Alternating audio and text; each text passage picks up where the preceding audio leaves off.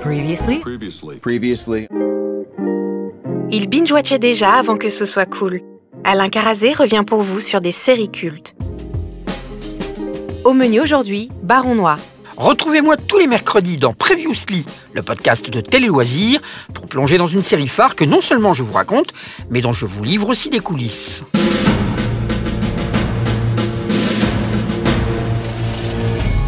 Pendant longtemps, chez les diffuseurs français, il en était de la série politique comme de la série médicale, on n'en faisait pas. Des enquêteurs, oui, des rois et des reines, oui, mais des présidents ou des médecins, non, pas question. Ce n'est pas qu'on le faisait mal, mais les projets ne pouvaient pas se faire, pas au-delà du téléfilm ou de la mini-série historique. Dans les années 90, la première barrière qui bloquait le développement des séries se déroulant dans le milieu médical céda, grâce au succès en France de séries comme Urgence. Reste que, pour représenter des hommes de pouvoir aux manettes des pays, on était bien plus timorés. Par contre, dans les autres pays, on ne s'embarrasse pas. On ne prend pas de gants, certes. The West Wing, à la Maison-Blanche et son président Bartlett restent la référence ultime, mais ce serait une erreur que de limiter le genre à cette unique et brillante série.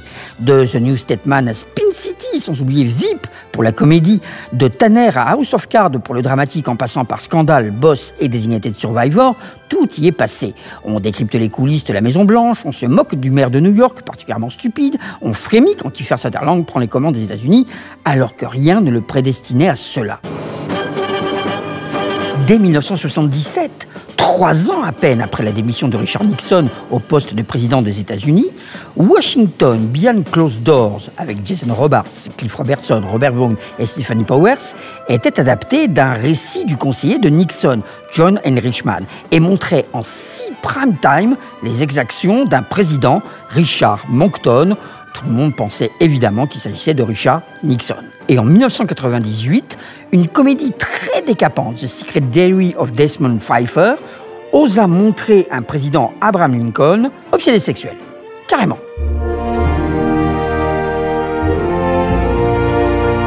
Donc franchement, face à ça, la comparaison est sans pitié pour nous.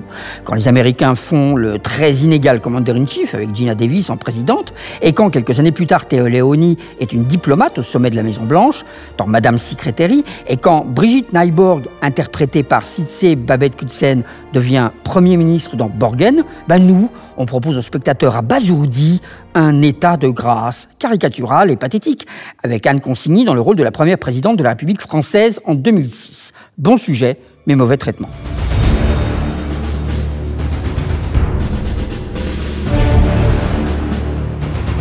Et puis, à force de faire des unitaires sur des sujets hautement politiques, comme Nuit Noire, 93 rue Lauriston, Le Sac, le Rainbow Warrior, L'école du pouvoir, qui parle de la promotion de l'ENA pour des personnages comme François Hollande et Ségolène Royal, ou AD, la guerre de l'ombre sur Action Directe, L'embrasement sur les émeutes de novembre 2005, Un homme d'honneur sur la mort de Bérégovoy, La dernière campagne ou Le Grand Charles de Bernard Stora, et bien évidemment Carlos, on commence enfin à produire des séries politiques ambitieuses et éclairantes.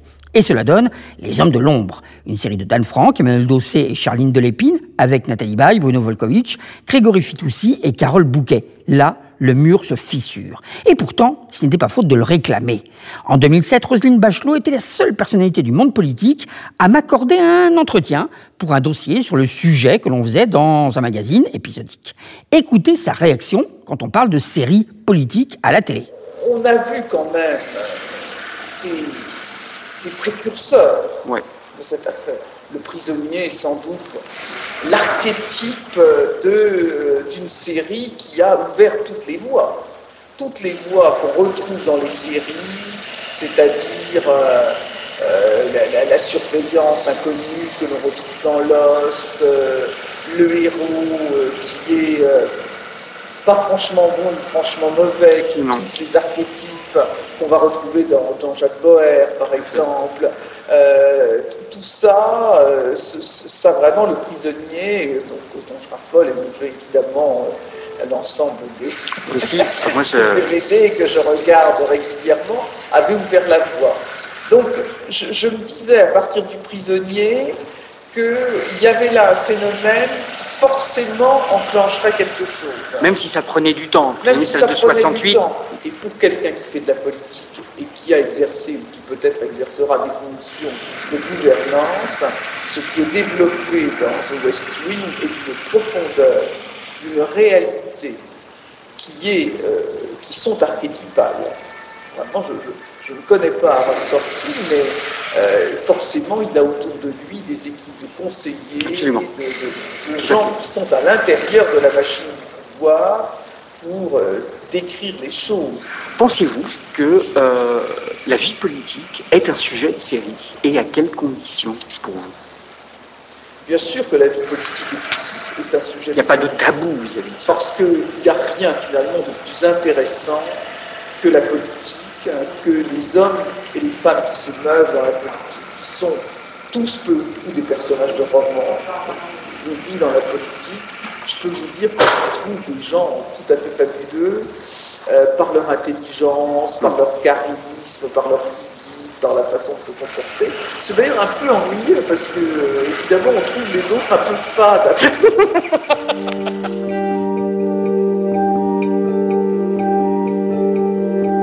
En février 2016, est lancée la première saison de Baron Noir, une série créée par Éric Benzekri et Jean-Baptiste Delafont. Ils vont inventer un personnage à l'écart des hommes politiques, mais qui leur est indispensable. Un incroyable stratège, brillant et machiavélique, un homme de l'ombre, un peu comme les communicants de l'autre série politique française, sauf que lui, il est élu. Philippe Rickwart est député maire de Dunkerque. Il est proche de tous et loin de tout. Il peut faire des dieux et les défaire s'ils le trahissent. Fabrice de la Patelière et Dominique Jubin, à la direction de la fiction de Canal, évoquaient le projet des deux auteurs en parlant de Rickwart comme d'un gangster en politique, un homme brillant, tortueux, charismatique, un héros très actif et extrêmement lucide dans son analyse des enjeux politiques, des jeux de couloir et dans sa lecture de l'opinion. Aujourd'hui, alors que la saison 3 de la série est diffusée sur Canal+, je suis au sein du pouvoir, dans les bureaux de Canal+, littéralement, pour y retrouver Philippe Rickwart, mais tout d'abord, le co-créateur de la série. Éric Benzekri, bonjour. Bonjour Alain Carazé. Alors ce projet de série remonte donc à 2012, avec un développement qui a commencé au mois de juin. Peux-tu nous retracer un petit peu rapidement comment l'idée vous est venue et la démarche de le proposer à une chaîne de télé, quoi? J'avais développé une série politique avec Canal+, intitulée La Présidentielle, qui n'avait pas été mise en production. C'est dans l'écriture de cette série qui n'a jamais vu le jour que nous avons été mis en relation, Jean-Baptiste Delafont et moi, par Canal+. Et de ce travail de réécriture a émergé une collaboration féconde entre Jean-Baptiste et moi sur un film de cinéma et sur Maison Close et d'autres projets que nous avions développés. Tu veux dire que pour votre premier projet n'a pas été mis en production. La chaîne et la télévision française n'étaient pas encore prêtes? Sans doute. Sans doute, et aussi nous-mêmes n'étions pas prêts. Car nous n'avions pas encore trouvé la bonne façon de parler de la politique, parce que nous n'avions pas le bon personnage. La première série, le pré-Baron Noir, dirons-nous, cette présidentielle, mettait en lumière deux personnages, l'un incarnant plutôt un faiseur de coups à la Rickwart, et l'autre, son acolyte, son ami, incarnait une sorte de chevalier blanc, de personnage arrimé à sa conviction, un peu à la The West Wing. Et Philippe Rickwart est la synthèse de ces deux personnages. Il a et les convictions et le savoir-faire manœuvrier, et c'est ce qui rend le personnage intéressant, parce qu'on ne sait jamais où il va aller, où il se place, et si on doit le regarder comme un bon ou comme un méchant pour parler à la Star Wars.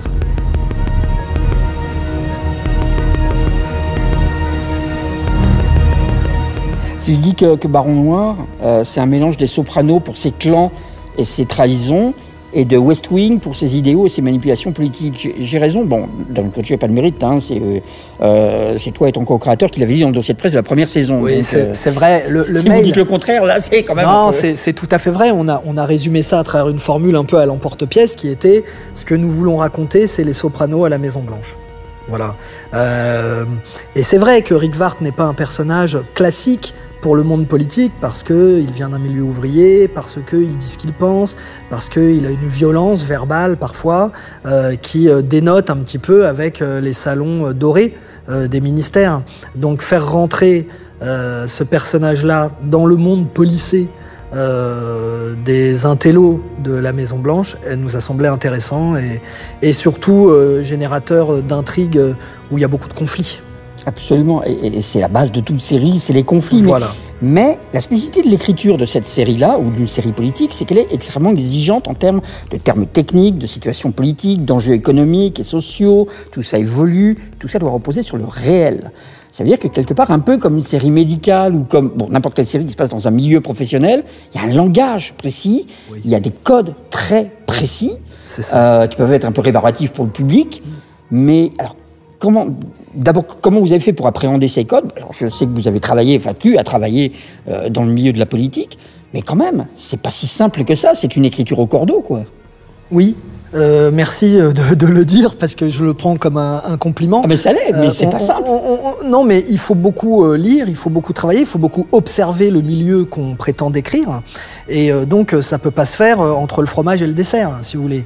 Quand on écrit Baron Noir, on écrit Baron Noir du matin au soir et on se réveille la nuit en se disant là j'ai fait une connerie, en fait il faut pas faire ça, en fait il faut que je relise tel ouvrage, en fait regarde ce qui s'est passé hier, cette interview, t'as vu ce qui s'est passé, c'est la première fois qu'une journaliste répond comme ça à un homme politique, c'est intéressant.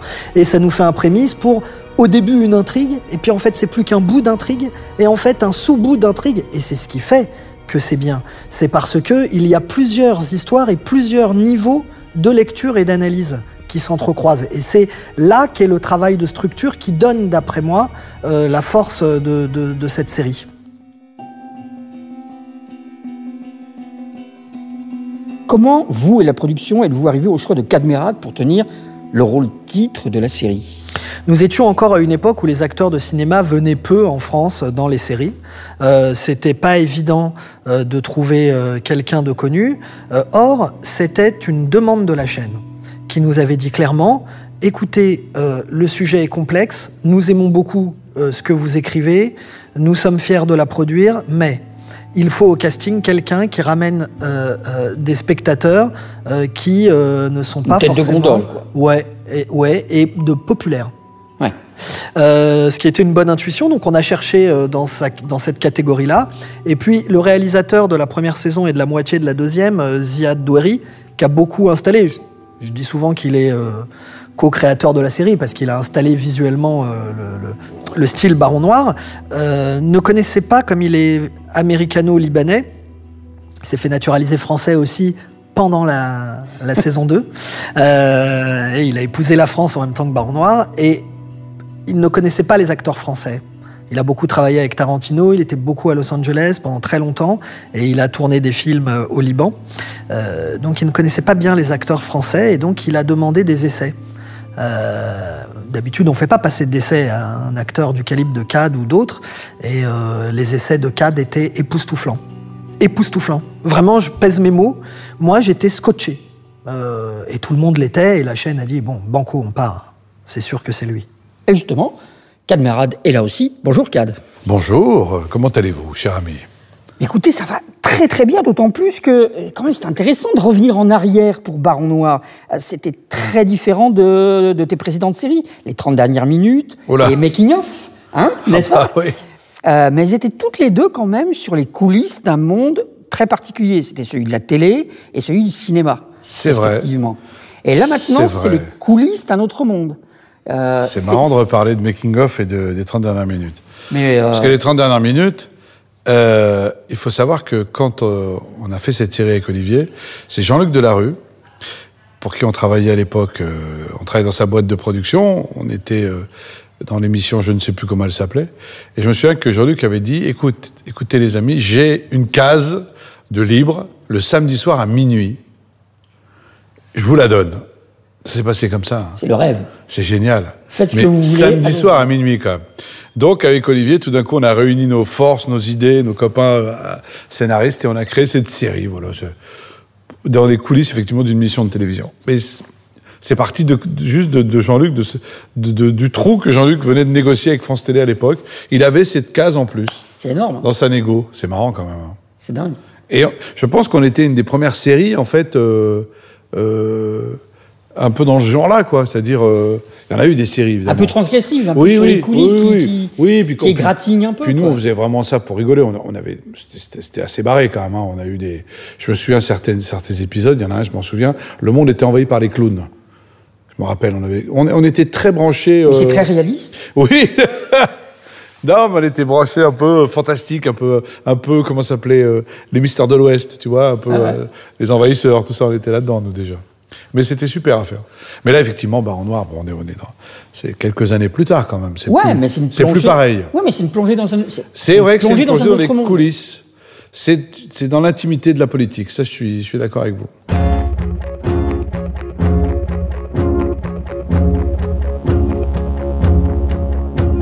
Il est sincère dans un monde où la manipulation est le langage courant. Il vient d'un milieu ouvrier et donc a sans doute appris la politique sur le tas. C'est toi qui disais ça au début de la série, en 2017. C'est toujours vrai ? C'est aussi comme cela que... Ça, c'était au tout début que tu as continué à le percevoir. En tout cas, j'ai toujours considéré que cet homme avait ce socle très ouvrier, très rural, un socle très solide, en fait. Une espèce des pieds bien ancrés dans le sol, fils de docker. On sent bien que ça a construit le personnage, en fait. Ça l'a rendu un peu plus brut qu'un autre. Assez autodidacte, en vérité. Donc pas du tout sorti des grandes écoles. Et ça caractérise un personnage, quand même. C'est pour ça qu'il est assez proche de moi. C'est comme si moi, demain, je faisais de la politique. J'aurais appris sur le tas. Il a un peu appris sur le tas. Il a commencé par coller des affiches. C'est comme ça qu'on s'est raconté l'histoire, nous, avec Eric Benzekri et Ziad Doueri, à l'époque, quand on a fait la première saison. On a construit un personnage qui a appris la politique comme ça. Il a collé des affiches, il a fait des réunions. C'était des comment dirais-je, on était dans des quartiers à ce moment-là. Et après, évidemment, il a grandi. C'est comme ça que moi, j'ai créé le personnage. Et c'est pour ça qu'il a toujours ce côté très humain, en fait, et assez proche de nous, en fait, je trouve. Mais totalement, parce que... Il n'y a pas de distance. Rick Valls, c'est pas un opportuniste de la politique, c'est pas un coureur de budget. Non. C'est un véritable homme politique qui cherche à influer le destin de son pays en appliquant ses convictions. C'est ça. Son enrichissement à lui, il n'est pas financier. C'est ambition personnelle et intérêt général, c'est la même chose pour lui. Certes. C'est bien de dire qu'il s'est pas enrichi financièrement. C'est important, c'est la base aussi du fait qu'il sorte de prison au début de la saison 2, qu'il est en prison à la fin de la saison 1, mais il est blanc comme neige, entre guillemets. Oui, il a pas de dossier, il n'y a pas de, comment dirais-je, de trucs cachés, quoi. Tout ce qu'il fait, c'est pour le bien du pays. C'est pour faire arriver ses idées. C'est comme ça que tu l'as conçu, c'est comme ça que tu l'as ressenti. C'est quelqu'un qui défend ses idées. Par tous les moyens, en fait. C'est ça qu'il faut dire. Et c'est par tous les moyens. Et tous les moyens sont bons en politique. Et la politique est un moyen d'arriver à ces moyens. Parce que la politique, tout permet tout. Aujourd'hui, on n'est plus surpris de tel ou tel coup politique, tel entrisme, telle manipulation. On n'est plus surpris du tout, d'ailleurs. Un homme politique en prison, ça ne nous surprend pas. Non. Tout à fait, ça paraît complètement... Ce qui est fou, quand même. C'est complètement naturel. Donc, moi, je suis allé en prison. Je suis allé en prison, ça ne m'a pas empêché de me présenter à l'élection présidentielle. Dans la première saison, tu avais à tes côtés Nils Arestrup, dans le rôle du président Laugier. Ça donnait tout de suite une assise et une force au projet que de travailler avec lui. C'est le Baron Noir et son président, Nils Arestrup et Cadmerade. Enfin, c'est quand même de la gueule, quoi. Ça a de la gueule. Ça a de la gueule, surtout pour moi, parce que moi, j'étais tout d'un coup, je me trouvais face à Nils, et je pense que j'ai fait un bond. J'ai fait un bond de 10 ans, quoi, en expérience, en métier. C'est-à-dire, j'ai l'impression que j'ai progressé beaucoup plus rapidement avec lui que pendant toutes ces années avant, quoi. Parce que je me suis retrouvé face à un partenaire inouï, toujours dans le... Toujours très précis, enfin, je sais pas comment vous dire, c'est comme quand vous jouez au tennis avec un mauvais joueur, c'est pas très marrant. Tout d'un coup, vous jouez contre un grand joueur de tennis. Je prends cet exemple parce que ça m'est arrivé de jouer contre Yannick Noah pour déconner. Ouais. Et tout d'un coup, je me suis mis à faire des coups que je connaissais même pas, quoi. Je me suis mis à faire des coups parce que je sais pas. C'est ça le mental aussi. Il y a une question de mental. Et avec Nils, vous êtes meilleur. C'est le genre d'acteur qui vous rend meilleur et qui vous rend meilleur de plus en plus. Et c'est vrai que toute cette première saison où on m'a beaucoup plutôt félicité, où on a vraiment, j'ai eu des éloges assez. Je pense que je les dois beaucoup à Nils en fait. Voilà. Parce que c'est vraiment un acteur qui vous donne beaucoup, qui apporte beaucoup aussi. De toute façon, vous jouez pas tout seul. Jamais. Jamais. Jamais.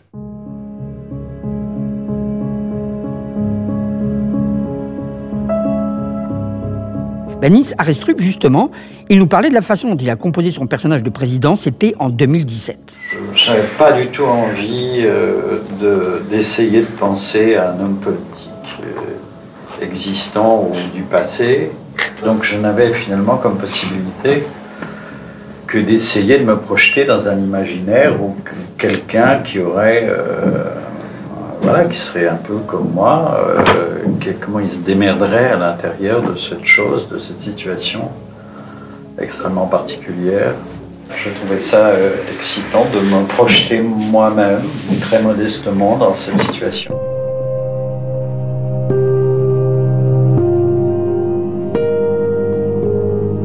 La saison 1 de la série démarre sur des chapeaux de roue, place immédiatement Philippe Rieckewart dans un dilemme. Alors que Francis Laugier, qui l'a soutenu et conseillé, s'apprête à devenir président de la République, il est simultanément l'objet d'une enquête pour mise en place d'un système de financement occulte. Un système qui est destiné à aider Laugier dans sa campagne. Il va commettre l'erreur de demander à un jeune trésorier de porter le chapeau de cette opération et le poussera involontairement au suicide. Le président Laugier va immédiatement lâcher son ancien ami, ce qui est une autre erreur tactique. Trahi, meurtri, Rieckewart va alors tout faire pour s'opposer au président et pourrir son quinquennat. Il se fera réélire à Dunkerque contre le candidat de Laugier. Il installe dans des postes clés des opposants à Laugier. Et finalement, il profitera d'une révolte d'étudiants pour faire démissionner le Premier ministre et devenir lui-même ministre du Travail.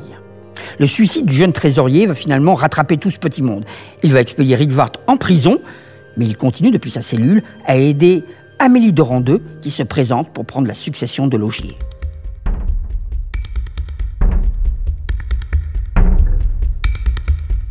Éric Bensekri, au moment de la première saison, une de vos interrogations était que la série ne participe pas à une vision caricaturale de la politique et du côté tous pourris. Bon, évidemment, plus on plonge dans la tête de vos personnages, moins on pense ça. Mais c'était vraiment une crainte au départ pour vous et votre co-auteur d'être mal perçu, quoi. Oui. Oui, parce que je pense que quand on écrit au long cours, et c'est bien le but d'une série, sur des personnages, il faut les aimer. Et il faut que le public les aime. À tout le moins, il faut qu'il les comprenne. Voilà. Et c'est ça le mot. Moi, je veux comprendre pourquoi un méchant fait le méchant. Si je comprends pourquoi, je peux l'aimer. Si je comprends pas, je l'aime pas, je veux plus regarder. Voilà. La fascination pour le mal est intéressante, mais 1h30, pas 8 fois 1 heure. Bon. Donc il fallait absolument ne pas se faire embringuer dans un tableau au vitriol d'un système ou de ce qu'on appelle un système pour finalement brosser les instincts les plus primaires dans le sens du poil. Ce qu'on a voulu faire, c'est donner à comprendre la difficulté qu'il y a à gouverner dans le moment que nous traversons. Voilà. Et c'est un pitch assez simple, mais lorsqu'il y a des difficultés, il y a des conflits et donc il y a matière à faire une série. Encore une fois, ce qu'on recherche tout le temps, à toute étape, c'est le conflit. Dans chaque scène, il y en a un, qu'il soit interne ou externe. Chaque scène. À l'origine, Baron Noir, c'est une BD. C'est une BD de Pétillon, absolument, qui est particulièrement drôle, avec un vautour tyrannique qui règne sur un troupeau de moutons. Je crois d'ailleurs savoir que vous avez la BD dans votre bureau, c'est ça? Ah oui. Bon, c'est aussi l'ancien surnom officieux de Julien Dray. Ça a été le déclic pour centrer la série sur Philippe Rieckewart, un personnage indispensable, utile à certains, redouté par Julien Dray? Ouais. En tout cas, c'est son surnom de Baron Noir. Enfin, ouais, le surnom est... Sa réputation de Baron Noir. Oui, parce que... C'était le déclic. C'est le type de personnage qu'il nous faut. L'appellation Baron Noir, je l'ai trouvé formidable. vraiment formidable. C'est l'idée de quelqu'un qui tire les ficelles dans les coulisses, que le grand public ne connaît pas. Donc oui, ça, le surnom de Julien Dray, je l'ai trouvé formidable dès le début. D'ailleurs, il a été nommé Baron Noir, pas toute sa vie, mais à un moment particulier, pendant le mouvement des infirmières contre le gouvernement Rocard, en 1990. Donc ça date. Et d'ailleurs, tout le monde avait oublié qu'on l'avait appelé un jour le Baron Noir. C'est aussi pour ça qu'on s'est permis de l'appeler le Baron Noir. C'est parce que la série est sortie qu'on a ressorti Julien Dray. Vous voyez ce que je veux dire? Donc c'est intéressant, j'ai trouvé cet aller-retour entre le réel et la fiction. Et la deuxième chose, c'est que, oui, ce genre de personnage un peu intrigant, dont on sait qu'il joue un rôle très important, mais qu'on ne voit pas toujours au premier plan, bien sûr, c'est fascinant. Il y a Julien Dray, il y en a d'autres. Jean-Christophe Cambadélis aussi a été une source d'inspiration. Il est devenu premier secrétaire à la toute fin de sa vie politique, mais il a toujours été un personnage un peu craint, et en même temps respecté, qu'on allait consulter le soir, un peu en secret, comme s'il y avait quelque chose de sulfureux à aller discuter avec Julien Dray ou Jean-Christophe Cambadélis. Et pourquoi ces deux-là? Parce qu'ils n'ont pas fait l'ENA. Parce qu'ils viennent de la rue, des mouvements sociaux, de la marge. Et moi, j'ai toujours pensé que la marge éclairait le centre. Et qu'il faut aller travailler et chercher du côté des marges pour essayer, non pas de prédire, mais de penser ce que peut être l'avenir. Alors, un peu comme toute série américaine au long cours, vous avez tous les deux travaillé à l'écriture alors que le tournage des premiers épisodes avait commencé pour la saison 1.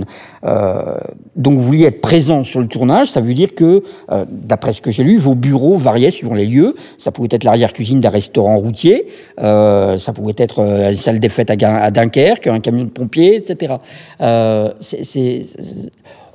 C'est pas original, parce qu'à la limite, tout showrunner américain fait comme ça, quoi. Oui. C'était important pour vous d'être proche des acteurs et proche du tournage pour, au cas où il y ait, j'imagine, des choses à régler, des réglages fins dans les dialogues, dans les situations? C'était plus qu'important, c'était une condition. C'est une condition parce qu'on ne peut pas faire des séries sans que les auteurs soient les garants de la production et de la cohérence narrative. Moi, je ne crois plus à ces anciens modèles parce que les Américains ont fait la démonstration, et les Anglais aussi, que ce modèle-là du showrunner amenait des séries formidables. Voilà. Ça ne veut pas dire qu'il n'y a pas de séries formidables faites autrement, mais en masse, beaucoup moins. Bon.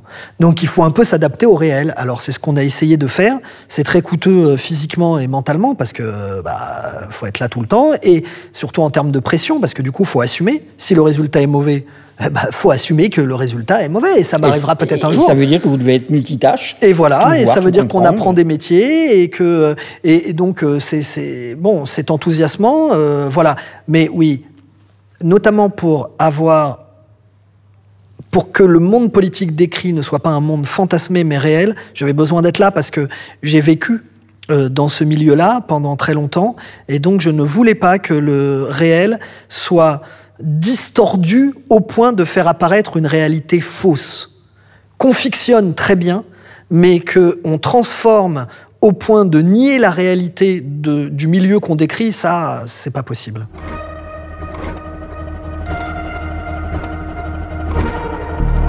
En saison 2, Philippe Rivard va devenir le conseiller dans l'ombre de la candidate à la présidence. Dans l'ombre, car il traîne les casseroles de son séjour en prison. Mais la stratégie qu'il recommande fonctionne.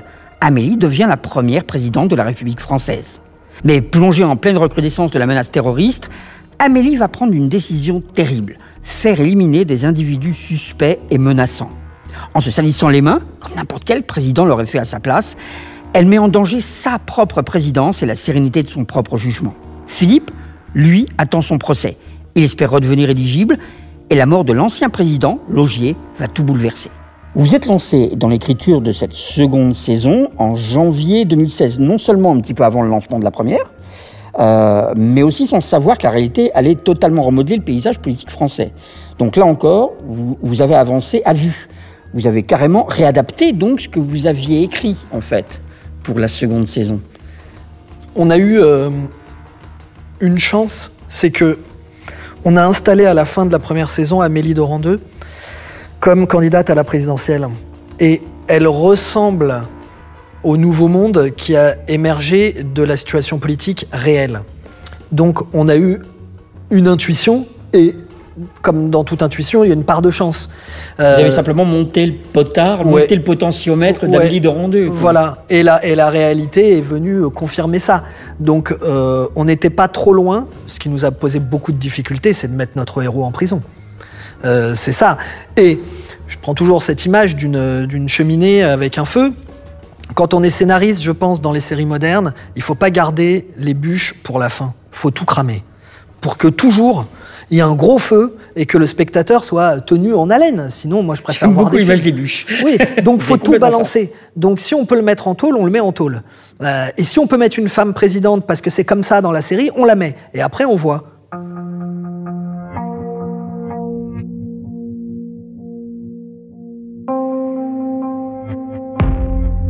Dans la série, il y a des journalistes absolument authentiques qui interviennent. Audrey Pulvar, Anne-Sophie Lapix, Laurence Ferrari, les gens de Mediapart. Ils sont face aux personnages fictifs que sont Rick Vart et les autres. Ce mélange du réel qui interroge la fiction, c'est important pour rendre crédibles vos personnages. Mais par contre, vos personnages ne rencontrent pas d'autres hommes et femmes politiques. Ils sont dans le réel, mais pas dans un réel qui les confronte à une réelle... C'est subtil, j'ai remarqué ça. Oui, c'est subtil, c'est une mise en abîme. Il faut que le spectateur, quand on voit une émission de télé, ait vraiment les journalistes tels qu'ils sont dans le monde réel pour avoir cette mise en abîme. Et en même temps, il ne faut pas commenter la vie politique. Donc, il ne faut pas d'hommes politiques ou de femmes politiques existantes. Par contre, on en cite. Ouais. Et on cite qui? Ceux qui sont morts. Et par contre, vous tournez aussi dans de vrais lieux politiques. Oui. En saison 2, vous avez tourné dans les locaux du PS. En saison 3, vous tournez à l'Élysée, si je me souviens, si on est bien d'accord. Oui, absolument. Donc voilà, la ligne est quand même très fine. Alors, c'est ce que j'appelle le décor. Le décor est réel. Les lieux, le médiatique... voilà, les personnages, non. Mais le décor, il est réel. Parmi les nouveaux personnages de la saison 2, il y en a un qui va devenir absolument crucial. C'est Michel Vidal. Il est incarné par François Morel. C'est l'homme à la gauche de la gauche, brillant, mais populiste. Dès la saison 2, vous pensiez que ce personnage-là allait être un point de bascule pour la série ? Oui. Oui, et j'aime cette façon de faire entrer des personnages au compte-gouttes. Qui s'installe vraiment. Et il y a besoin de temps pour installer un personnage dans une série. Vraiment, François Morel est un acteur merveilleux qui donne beaucoup. Formidable. Il est formidable, il est époustouflant. Moi, je suis en... Non, mais... C'est-à-dire, vous voyez, c'est pour ça que je parle d'équilibre. Parce que les acteurs, ils apportent, ils construisent le personnage. Et tout à l'heure, lorsque nous parlions du fait d'écrire en même temps, de tourner, c'est très inspirant. Moi, quand je vois François Morel débarquer dans les premiers épisodes, je me dis, ok, d'accord, en fait, faut revoir les arches. Parce que, mais oui, parce que vous voyez bien, il explose. C'est extraordinaire ce qu'il est capable de donner. Donc, pourquoi on n'utiliserait pas une Ferrari quand on l'a? Donc, on roule en Ferrari depuis qu'on a François. Voilà.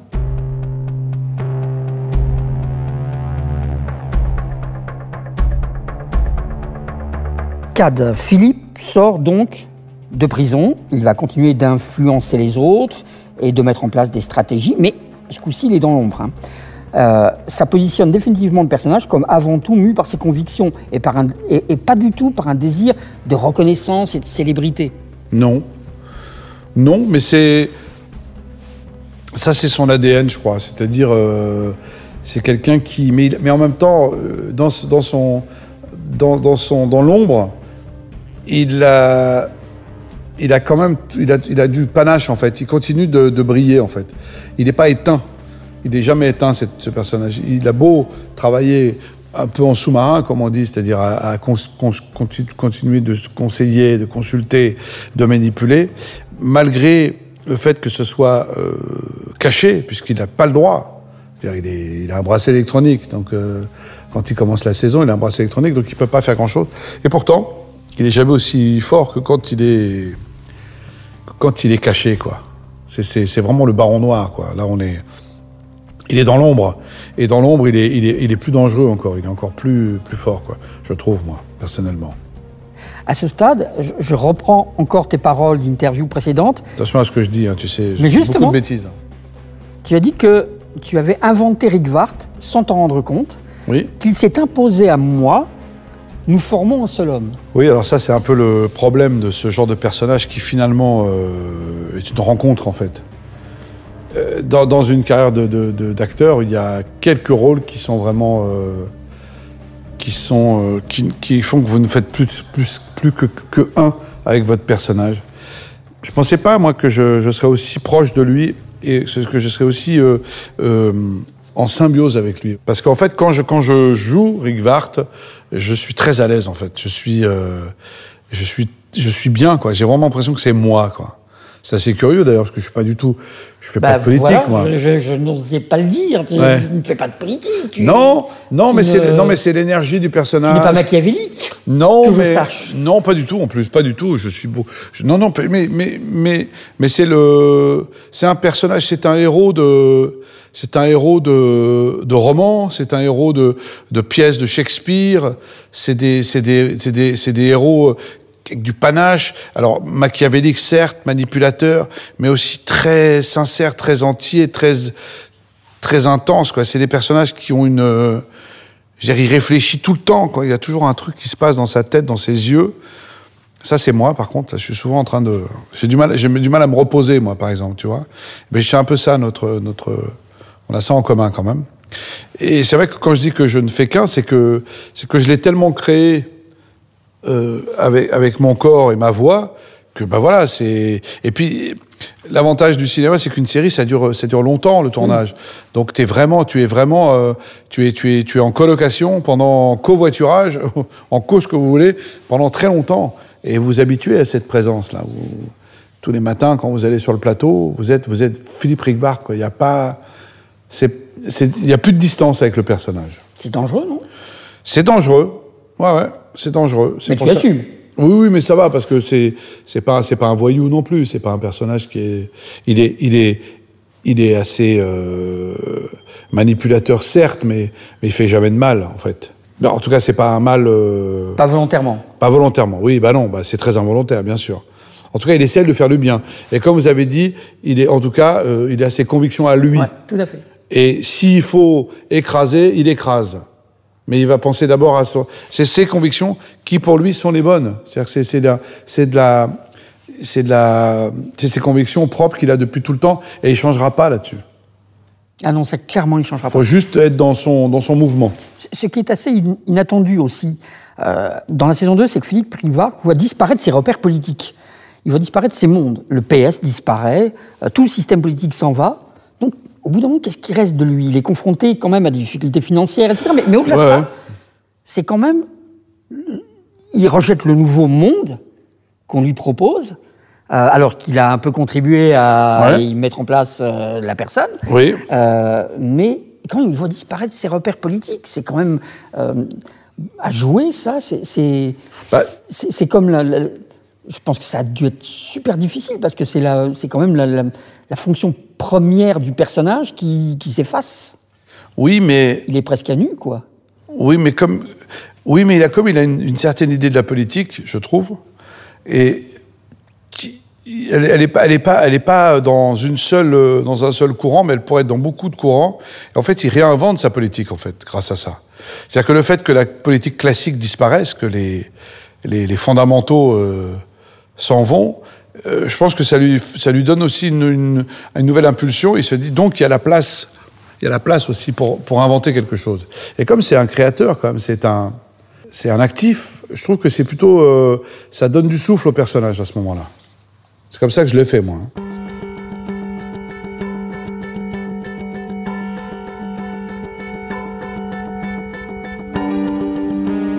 Et nous sommes à la saison 3. Le Baron Noir n'est plus le Baron Noir de personne, et déjà à la fin de la précédente saison, il envisageait de penser à lui, de se mettre, lui, sur le devant de la scène, plutôt que d'être au service des autres. Philippe Rigvart vise clairement l'Élysée. Il tente pour cela de réunir les gauches, de reformer son ancien parti, mais il va plutôt s'allier ouvertement à Debout le peuple, à la surprise de tous. Il va dire à certains que c'était un moyen de détruire ce parti de l'intérieur, en montrant que son président, Vidal, est totalement mégalomane.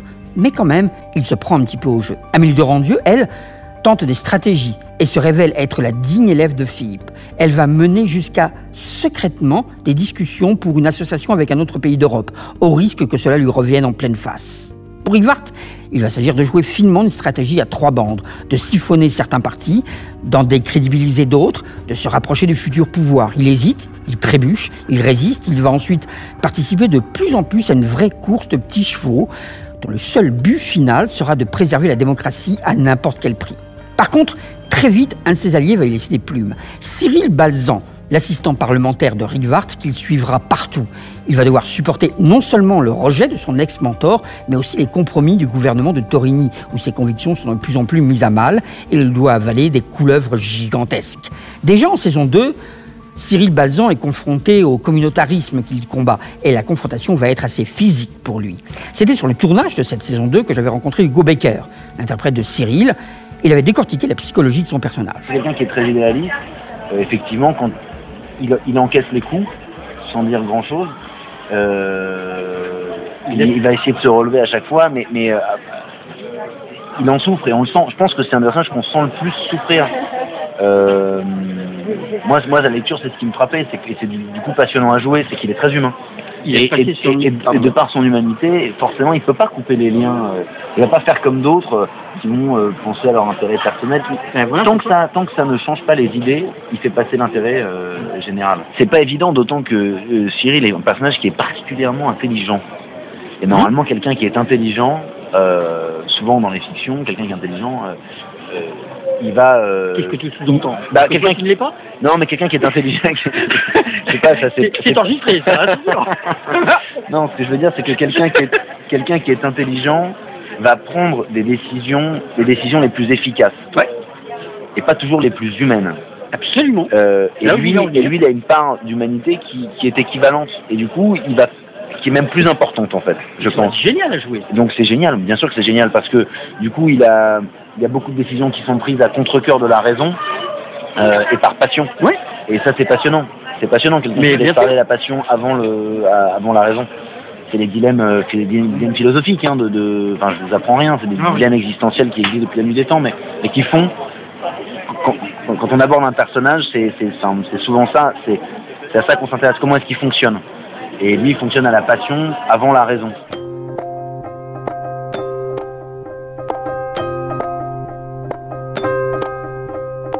Dans cette saison 3, le personnage principal, celui qui semble promis à un bel avenir, c'est Michel Vidal et son parti Debout le Peuple, mais vous faites surgir un joker, un nouveau venu, complètement exalté, qui va bousculer tous les autres, un populiste, auquel chacun fait la courte échelle, pensant se servir de lui. En fait, c'est une création de YouTube qui s'avère être extrêmement dangereux pour la démocratie. Vidal n'était pas suffisant. Il y avait cette nouvelle incarnation d'une réalité politique à travers ce nouveau personnage. Oui, je pense qu'il y a une grande différence entre un personnage du monde politique classique qui joue quelque chose d'autre, c'est-à-dire qui endosse une ligne populiste, et un vrai populiste. Et il fallait absolument montrer qu'il y a toujours plus populiste que soi. Et il fallait montrer qu'on ne contrôle pas les réseaux sociaux. On peut essayer de faire la courte échelle, c'est-à-dire de se servir de quelqu'un, mais ça peut être à ses propres dépens. Et c'est clairement, ça explose, ça risque d'exploser au visage d'un peu tout le monde. Là. Voilà, et aussi... C'est super dangereux quand même. Oui, mais Trump et BP Grillo, donc on est dans ce monde-là nouveau, et il fallait, nous, qu'on rentre dans ce monde nouveau, parce qu'on ne fait rien d'autre que la chronique du monde. Donc... il aurait manqué ce personnage. Et j'en suis content parce que je trouve que même lui, alors qu'il peut faire peur, etc., dit des choses intéressantes.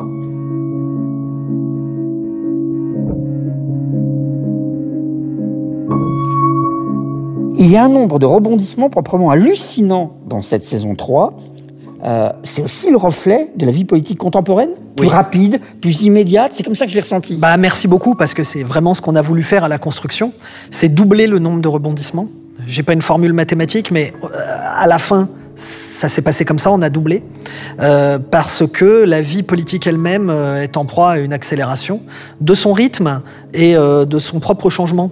Donc il fallait aller aussi vite que le réel. C'est un challenge extrême, mais qui se prête formidablement bien à la fiction. L'élection présidentielle rend fou. Oui. Donc déjà, c'est une affirmation. Oui. Elle va contribuer à détruire un de vos personnages principaux. C'est un coup au cœur, autant pour nous que pour Philippe. Il se retrouve indirectement responsable de ça, tout comme avec d'ailleurs le trésorier de son parti lors de la saison 1, et exactement comme quand il sanglote seul sur un banc suite à la mort du président Laugier. Le rapport et les liens c'est dans ces moments-là qu'on voit véritablement Philippe Kriegwart. Bien sûr. C'est toute sa part intime, et c'est souvent des moments d'effondrement, des moments où on arrête la cavalcade pour se poser et réfléchir à la dureté du réel et à l'incapacité de contrôler les événements, alors qu'il y a 30 ans, il était possible de le faire. C'est quand même le message qui est envoyé à travers cette fin de saison vis-à-vis du destin de certains personnages est quand même terrifiant. Ce que je veux dire, c'est que la politique peut tuer, on le sait, mais la politique, la haine envers certaines personnalités politiques peut mener à des situations extrêmes. Et il y a certains personnages de la série qui vont le subir de plein fouet, au début et à la fin. Oui. Est-ce que ça pourrait se passer?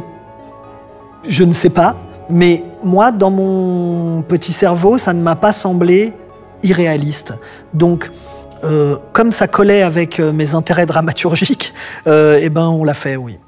Mais moi, je trouve qu'il est plus beau de pleurer parce qu'on a mal que de pleurer parce qu'on est heureux. Et ce qui me bouleverse dans les personnages qu'on essaye qu'on essaye de construire, c'est qu'ils essayent de rester entiers et que souvent, c'est pas possible. Dans toute la série, et principalement dans cette saison 3, il y a énormément de moments où Philippe Kriegwart est seul. Il déambule, il arpente. Et on le voit. C'est sa façon de tout structurer dans sa tête. Il travaille sans filet. Il n'a pas d'ordinateur, il n'a pas de notes. Non. Très peu. Il déambule à Dunkerque ou quelque part. Il réfléchit au gros plan sur lui. Ça, c'est un peu la grammaire de la réalisation. C'est qu'on est toujours dans la tête de Kriegwart, en fait. Et donc, on imagine, et moi, comme ça aussi que j'imagine tous ces moments de solitude qui sont filmés, évidemment, puisqu'on le voit souvent, très gros plan, fumant, au bout de la jetée, sur la digue, chez lui, sur son balcon. Souvent, et moi, je sais que je suis aussi comme ça, il m'arrive d'inventer, de créer, d'envisager, souvent le soir, dehors, à l'extérieur. Alors, je fume pas, bon, mais je vais... c'est quelque chose qui fonctionne, ça, d'aller marcher seul. Il n'y a pas besoin de notes. Moi, je prends pas de notes, très peu. C'est ça. Ça, c'est un problème, par contre. Parce que souvent, j'oublie des rendez-vous. Mais c'est une mécanique, en fait. Et le personnage a cette mécanique-là. C'est-à-dire, bam, il arrive quelque chose, il le prend dans la gueule. Hop, vous allez le voir, il va aller fumer sa clope et réfléchir. Et réfléchir. Et réfléchir. Mais comme dans sa réflexion, elle est assez simple, en fait. Il a les solutions, déjà. C'est juste qu'il doit, comment il doit les emmener, quoi. Comment il doit les composer. Par quoi il va commencer. Quel est le premier geste qu'il va faire. Quelle est la première chose qu'il va dire. À qui il va la dire. Parce que, en fait, c'est là où c'est fort, en fait. Et c'est là où le travail d'Éric Benzekri est remarquable. Parce que moi, je ne suis qu'un interprète, hein. Ouais, mais attends, plus on parle, plus moi je vois ressurgir Philippe Kriegwart. Je suis désolé. Bah ouais. C'est vraiment toi. C'est moi, ouais. Je suis pas loin de devenir président si ça continue. Méfiez-vous, les enfants. Hein. Alors, c'était mon C'est arrivé point en Ukraine. Suivant. C'est en Ukraine, non, c'est ça? Alors, voilà, c'était mon point suivant. Ouais. Aux États-Unis, il y a un milliardaire qui présentait jusqu'alors une émission de jeu, The Apprentice, et il accède à la plus haute fonction. En Ukraine, l'acteur Vladimir Zelensky joue un professeur qui, suite à une vidéo sur YouTube, devient président du pays. C'était dans une comédie qui s'appelait Servant of the People. Et il devient lui-même le président de son pays. Alors ça, c'est fou quand même. Et toi, en France, tu interprètes Philippe Kriegwart, qui, dans la saison 3, décide d'abandonner les autres, de ne plus aider les autres, mais de s'aider lui-même. Et d'essayer d'arriver au pouvoir. D'accéder au pouvoir. Non, mais honnêtement, par contre, ce reflet de la fiction qui devient réalité, qu'est-ce que tu en penses?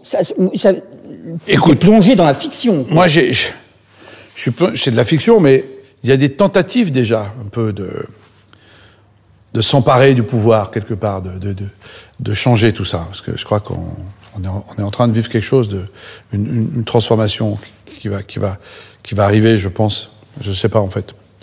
Donc, en tout cas, moi, je pense pas être... mais en tout cas, en jouant ça, en parlant... quand je suis dedans, Baron Noir, c'est vrai que tu te dis, mais en fait, c'est quelque chose qui est possible aujourd'hui, avec des convictions, avec des vraies idées, avec des vrais projets.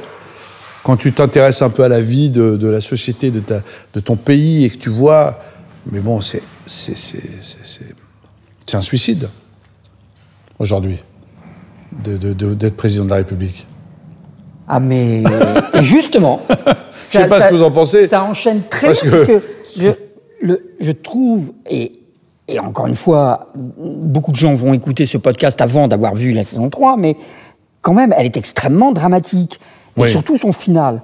Et c'est une situation sans retour. Il y a des scènes où l'on sent quand même le conflit, mais surtout l'attachement qu'il y a encore Philippe Rivart et Amélie, la présidente. À mort. C'est quand même très puissant d'avoir joué ça et d'avoir tenu les personnages comme ça. Bah, j'allais presque dire, c'est jusqu'au boutiste. Oui, mais c'est dès la première saison déjà. Il y a la relation s'est nouée avec Amélie Doran II, donc qui est aujourd'hui la présidente dès la saison 2, elle est présidente de la République. Il y a à la fin de la saison, pardon. Enfin, c'est à la fin, je ne sais plus. Oui, c'est ça. Je sais plus. Au milieu de la saison. Milieu de la saison. Cette relation, je trouve qu'elle est, à mon avis, elle est un repère aussi pour les spectateurs, en fait. Pour les téléspectateurs, je pense qu'ils aiment bien l'idée qu'on a été très proches, qu'on s'est déchiré, qu'on pourrait à tout moment renouer quelque chose. Et d'ailleurs, il va la voir sans problème, il va la voir, la présidente. S'il décide d'aller voir la présidente, il peut la voir dans la seconde. Ils ont cette relation encore, ils peuvent s'appeler. Allô, il faut que je te voie. C'est rare comme relation, je veux dire. Donc, sans raconter la fin, c'est vrai que cette force, cette relation est très forte et elle grandit dans la saison 3, ça c'est sûr. Et pourtant, elle n'est pas facile. Parce qu'on est dans... Il y a une incompréhension, il y a une... Voilà, il est libre. Rivart est libre, maintenant. Ça veut dire qu'il ne dépend plus de personne. Donc, autant il s'est servi de tout ça, maintenant il se sert Enfin, il n'a plus besoin de ça. Donc, vous verrez, mais il fait un peu le ménage quand même. Clairement. Ah non, mais il y a des gens. C'est un nettoyeur. Ah, il y a des gens qui tombent derrière lui. Ouais, ouais.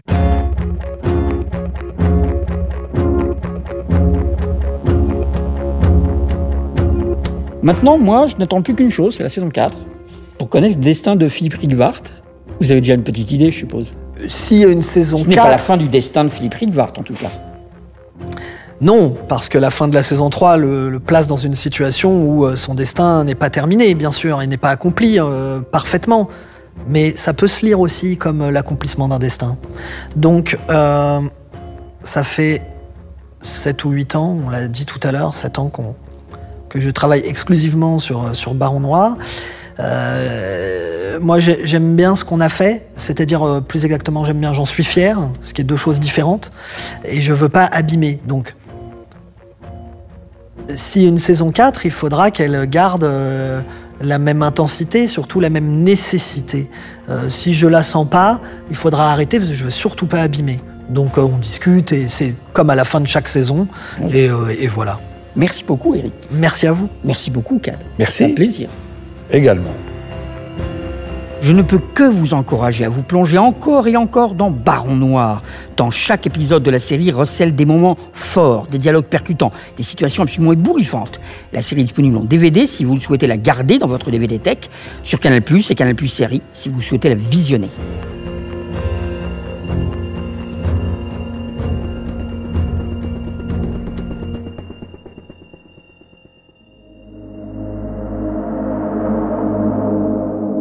La semaine prochaine, on change complètement d'univers. Les super-héros d'ici ont du mal au cinéma. Par contre, à la télévision, ils ont créé le Arrowverse. Qu'est-ce que c'est que ça ? Réponse dans le prochain preview. Ce podcast est à écouter sur les plateformes Apple, Deezer et Podcast Addict.